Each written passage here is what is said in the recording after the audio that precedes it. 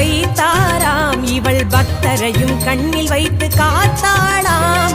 சிற்பக்கலை செப்பு சிலை இவள் தானாம். இவள் கற்பு கரசி கண்ணகிக்கும் தாய்தானாம்.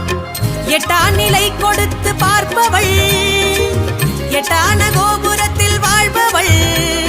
சித்திரை நிலவில் பூத்தாள் இவள், சத்திய வேதமும் காத்தாள். இந்திரன் வணங்கும் ஆத்தாள் இவள், சுந்தரர் சுகத்தில் வேர்த்தாள். சித்திரை நிலவில் பூத்தாள் இவள், சத்திய வேதமும் காத்தாள். இந்திரன் வணங்கும் ஆத்தாள் இவள், சுந்தரர் சுகத்தில் வேர்த்தாள். மதுரை கரசி நீ